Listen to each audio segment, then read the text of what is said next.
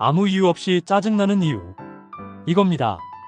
요즘 특별한 일도 없는데 괜히 예민해지고 사소한 일에도 짜증이 올라오는 순간 분명히 있으셨을 겁니다.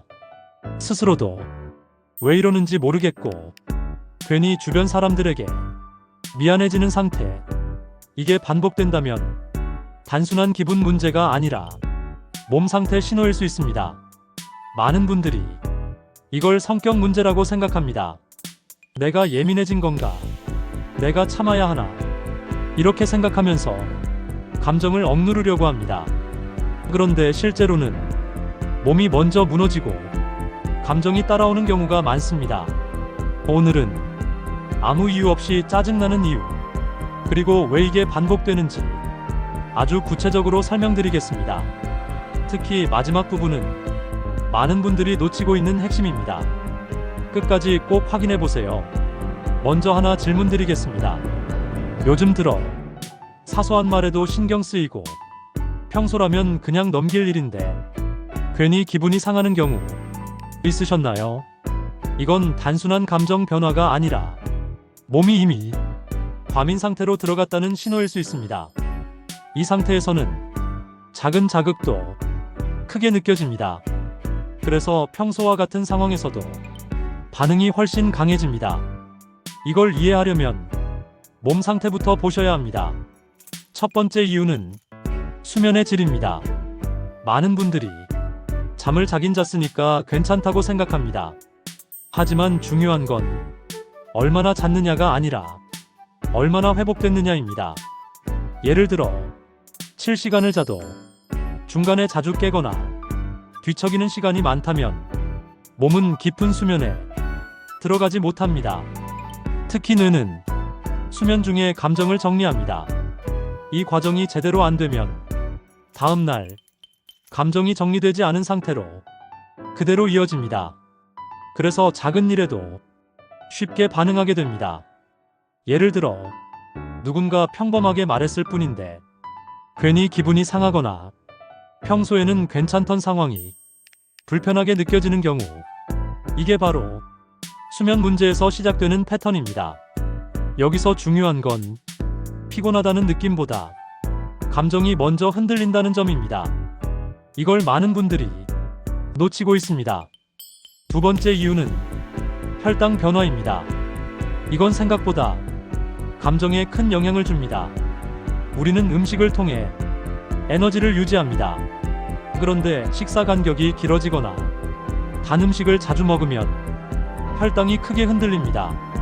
예를 들어 점심을 먹고 오후에 아무것도 안 먹다가 갑자기 배가 고파지는 순간, 이때 몸은 에너지가 부족하다고 강하게 반응합니다. 그래서 짜증이 나고 예민해지고 집중이 안 되는 상태가 됩니다. 또 다른 경우를 보겠습니다. 단 음료를 마셨을 때 처음에는 기분이 좋아지는 느낌이 듭니다. 하지만 얼마 지나지 않아 오히려 더 피곤해지고 더 예민해집니다. 이건 혈당이 급격히 올라갔다가 다시 떨어지는 과정에서 몸이 불안정해지기 때문입니다. 이게 반복되면 감정도 같이 흔들립니다. 그래서 특별한 이유 없이 짜증이 나는 상태가 만들어집니다. 세 번째 이유는 지속적인 긴장 상태입니다. 이건 스트레스와 연결됩니다. 스트레스가 쌓이면 몸은 긴장을 유지합니다. 문제는 이 긴장이 풀리지 않고 계속 유지된다는 점입니다.